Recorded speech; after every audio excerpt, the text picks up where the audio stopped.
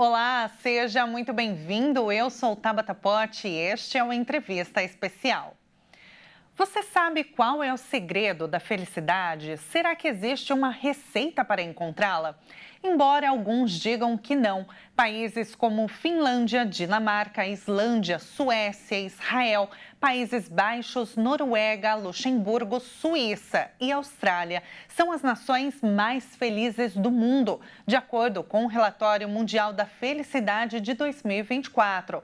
Agora, já o Brasil, nesta edição do ranking, subiu algumas posições em relação à edição anterior, indo da posição de número 49 para 44, mas ainda longe do topo. Quais fatores contribuíram para essa melhora e como chegar ao topo, como esses outros países que eu mencionei? Vamos saber mais com o Henrique Bueno, especialista em felicidade e professor adjunto do primeiro mestrado do mundo em estudos da felicidade. Oi, Henrique, seja muito bem-vindo. Obrigado, que bom estar aqui, bom estar com você, Tabata. Henrique, a primeira pergunta que eu te faço é: por que esses países que eu mencionei, eles ocupam o topo, né, desse relatório da felicidade? O que foi considerado na hora de medir, então, essa felicidade? Perfeito. Veja, Tabata, a medição de felicidade que começou em nível global em 2012, ela considera 3 fatores específicos na hora de perguntar para os indivíduos sobre o seu bem-estar. A pesquisa avalia as emoções positivas do indivíduo, as emoções negativas e, em primeiro lugar, a satisfação geral que o indivíduo tem com a vida, né? Dentro de satisfação geral com a vida, existem perguntas que trazem informações em 6 pilares distintos. O primeiro pilar é a renda per capita daquele indivíduo, daquele país, é a expectativa saudável de vida, é a percepção que o indivíduo tem de apoio social, a sua liberdade de fazer escolhas, generosidade ou o interesse social em cooperar uns com os outros e governança. Qual é o nível de segurança que eu tenho com o meu governo ou qual é a relação do meu governo com corrupção? Esses 6 fatores englobam a avaliação de satisfação com a vida que traz o ranking de felicidade de cada país.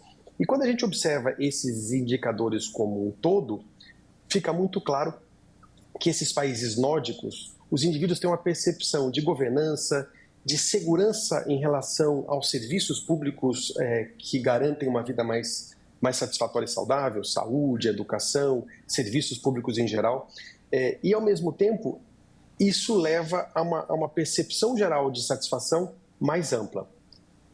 Então, a gente deve entender que o Brasil, então, esse é um dos motivos pelo Brasil não estar no topo, né, desse relatório, porque a gente analisa, o Brasil ele é muito desigual, né, Henrique?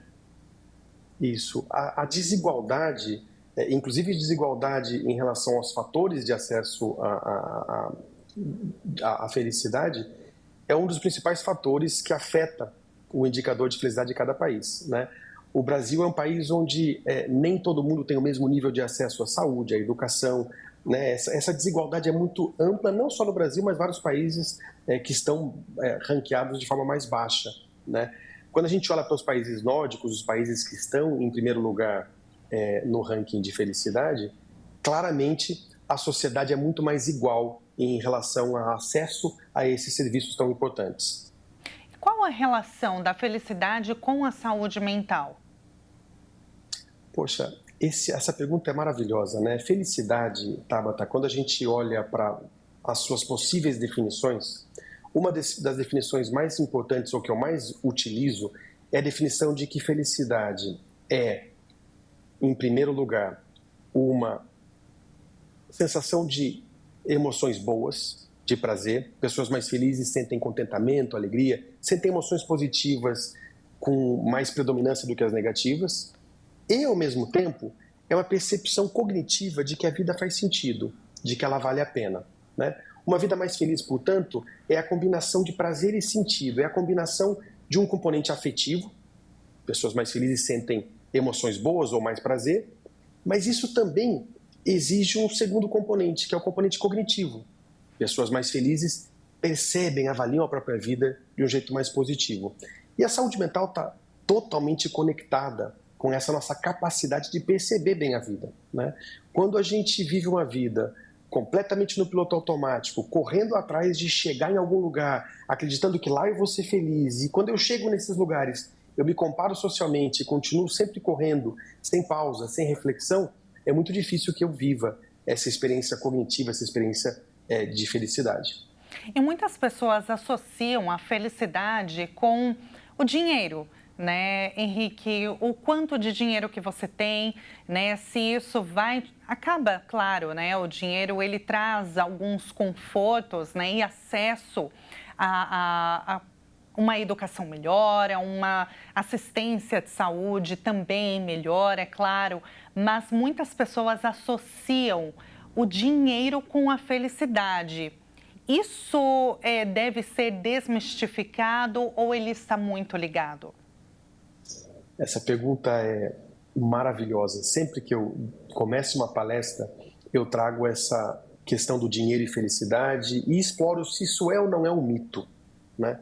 Um artigo publicado por um grande pesquisador, o Mihaly Csikszentmihalyi, diz o seguinte: se somos tão mais ricos, por que não somos mais felizes? Nesse artigo, o Csikszentmihalyi comparou as famílias americanas, o aumento de conforto, de qualidade de vida, de inclusive receita, capital financeiro, ao longo dos últimos 30 anos. E o que ele percebeu é que, apesar das condições de vida, do ponto de vista financeiro, de conforto, terem aumentado drasticamente ao longo desses 30 anos nas famílias americanas, a felicidade não aumentou na mesma proporção. Muito ao contrário. O que aumentou nos Estados Unidos foi ansiedade, depressão, obesidade e até suicídio.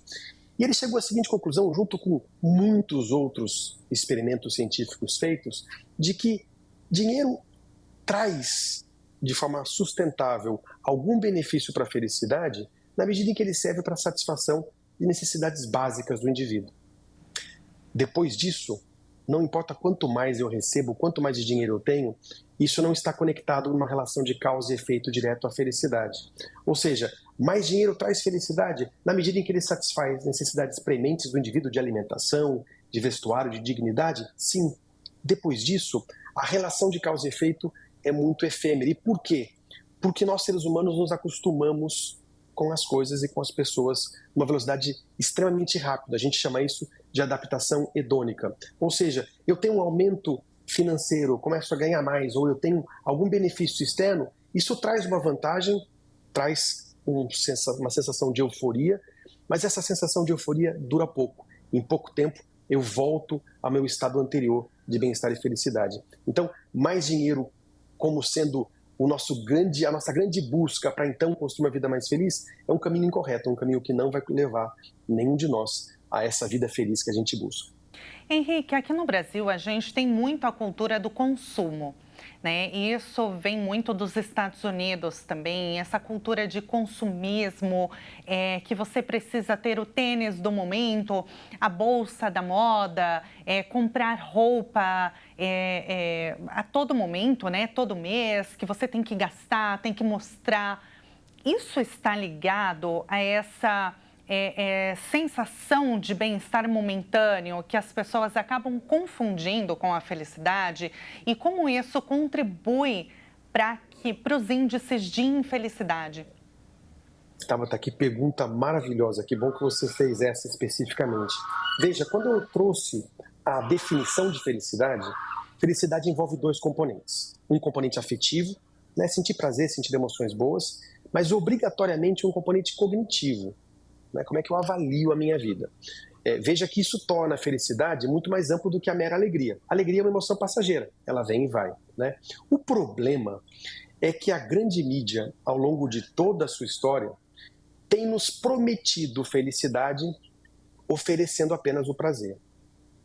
Tem essa bolsa, compre um novo celular, tem essa tecnologia, tem esse carro, e aí você vai ter aquela vida incrível, você vai ser feliz. Né? No fundo, a mídia sabe que o que a gente busca, o que nós estamos querendo na nossa vida, é construir felicidade. Então ela promete felicidade com essas coisas externas. E o que acontece quando a gente E é só olhar uma criança ganhando um presente de Natal que ela pediu o ano inteiro.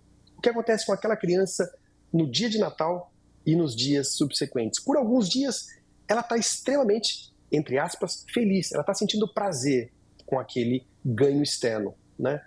Quanto tempo isso dura? Muito menos do que a gente imagina, né? Até a gente começar a se comparar com o outro e perceber que o telefone do outro, ao invés de 3 câmeras, tem 4, ou ele dobra, né? A gente rapidamente começa a se comparar. Então, o que tem acontecido com o Brasil e com, eu ouso dizer, com boa parte dos países do mundo, é que a promessa de felicidade está sendo associada a esse aspecto de prazer imediato. E nós sabemos hoje que esse prazer imediato ele dura pouco. Em pouco tempo a gente começa a se comparar e começa rapidamente a buscar mais desse prazer. E olha que interessante, quando a gente vive em função apenas desse aspecto da felicidade, que é o prazer, quanto mais eu tenho, mais eu quero. Isso leva, portanto, a um estado de vício. É o que tem acontecido com a grande maioria de nós em relação ao celular, por exemplo, né? A gente está sempre olhando para ele, buscando mais um impulso de prazer momentâneo. E felicidade é muito mais do que isso. Felicidade envolve um aspecto cognitivo, um aspecto de perceber com contentamento a vida, né? De se conectar com a natureza, de se conectar com o dia a dia e com as coisas pequenas do dia a dia. Então, sem a menor sombra de dúvida, quando a gente associa a nossa felicidade apenas às conquistas externas, a esses ganhos, a esses ganhos materiais, a gente está sempre correndo em busca de ter mais, cada vez mais, e a gente constrói uma relação de vício ao consumismo e a felicidade que a gente está buscando não vem, não acompanha. Então é fundamental que a gente compreenda como o nosso cérebro funciona e se blinde desse marketing que nos promete algo num caminho limitado, num caminho incorreto. Agora, Henrique, qual o caminho para promover esse crescimento, esse desenvolvimento da felicidade aqui no Brasil? Essa pergunta ela é extremamente ampla e eu vou trazer alguns insights, tá bom, Tabata? Primeiro insight é que felicidade é assunto sério, né? Felicidade não é apenas sentir-se bem ou estar se divertindo, né? Felicidade está associado a inúmeros outros indicadores. Nós sabemos hoje que pessoas mais felizes são mais produtivas, têm uma melhor pressão arterial, são mais generosas, são mais longevas, inclusive que elas tendem a ter mais sucesso ao longo da vida, né? Então, felicidade está associada a inúmeros indicadores positivos. A felicidade ela envolve 3 componentes principais. Um primeiro componente é o componente genético, né? Muitos indivíduos nascem mais predispostos ao otimismo, à extroversão e outros o contrário. Um segundo componente associado à felicidade são as circunstâncias da vida, né? Onde o indivíduo mora, com quem ele trabalha, qual é o ambiente familiar dele. E um terceiro fator que afeta a nossa felicidade são as nossas escolhas e comportamentos. Em relação a esses 3 fatores, a nossa genética, apesar dela ter um impacto significativo no nosso bem-estar, ela não trava o nosso destino. Não é porque eu sou negativo, pessimista, que eu preciso ser assim a vida inteira. Existem ferramentas e formas da gente mudar essa nossa tendência. A gente trabalha esse assunto com os estudos da neuroplasticidade, que é a capacidade do nosso cérebro mudar ao longo da vida. O segundo fator que afeta o nosso bem-estar, que são as circunstâncias da vida, esse é um assunto interessante, porque ele afeta sim o nosso bem-estar, mas menos do que a gente imagina. E por quê? Como eu disse antes, porque a gente se acostuma com essas mudanças de circunstâncias. Quanto mais complexas, difíceis essas circunstâncias forem, mais elas vão afetar o nosso bem-estar. Então, indivíduos que vivem em ambientes de guerra, ambientes de desigualdade, ambientes sem acesso à saúde, à educação, sem acesso ao saneamento, é claro que eles vão ter mais impacto das circunstâncias do que ambientes que vivem como nós, num espaço mais equilibrado, mais harmonioso, né? Então veja que aqui a gente já entra numa questão do Brasil. A desigualdade do Brasil e a vida complexa, né, que muitos brasileiros ainda vivem, de falta de acesso ao saneamento, à educação, à cultura, à saúde, à alimentação, é claro que isso traz um impacto grande e já é um lugar importantíssimo para o país começar a agir, né? Afinal de contas, é muito difícil a gente começar a entrar no assunto felicidade para aquele indivíduo ainda que está passando frio ou não pode se alimentar. Então, as necessidades básicas, elas têm que ser um foco relevante das políticas públicas. Mas tem um terceiro fator Tabata, que nós temos a tendência de ignorar o tempo inteiro, que afeta a nossa felicidade o tempo todo, que são as nossas escolhas e comportamentos, né? O nosso cérebro fica cobrando da gente, e o marketing também, que para eu ser feliz eu tenho que chegar lá, tenho que ser bem-sucedido, eu tenho que ter 1 milhão de curtidas nas redes sociais, eu tenho que ter esse carro ou aquele. Então a gente fica correndo atrás dessas grandes mudanças e se esquece que o que eu faço todo dia afeta a minha felicidade de uma forma muito mais impactante. Como eu passo os meus dias é como eu vivo a minha vida, né? Pequenas escolhas hoje que fazem com que meu dia seja 1 ou 2% melhor do que foi ontem, se eu faço essas escolhas de forma consistente, me hidratar, me alimentar, me mover, apreciar e ser grato às coisas positivas que eu tenho, ser gentil e generoso a outras pessoas, isso afeta o meu dia. E se eu faço isso de forma consistente, eu mudo a minha percepção geral da vida. Uma vida mais feliz, portanto, é uma vida onde eu começo a não apenas esperar que as circunstâncias todas sejam perfeitas, mas eu começo a agir na vida de uma maneira a causar impacto mais positivo, não pensando em ser feliz, não, mas pensando em ter um dia um pouquinho melhor, né? Esse pouquinho todo dia, ele vai somando e construindo recursos para a felicidade. Maravilhoso, Henrique, que a gente possa, então, colocar em prática, né, tudo aquilo que você trouxe para que a gente, quem sabe, encontre essa felicidade, essa sensação de bem-estar. Henrique, foi muito bom falar contigo. Eu espero que numa próxima a gente possa falar, quem sabe, do Brasil ter subido na lista dos países mais felizes do mundo. Henrique, foi um prazer. Muito obrigada. O prazer foi meu. Obrigado a todos. Nós acabamos de ouvir o Henrique Bueno, especialista em felicidade e professor adjunto do primeiro mestrado do mundo em estudos da felicidade. E a entrevista especial fica por aqui. Acesse o nosso canal no YouTube, Jornalismo Hit TV. Obrigada pela companhia e até a próxima. Tchau, tchau.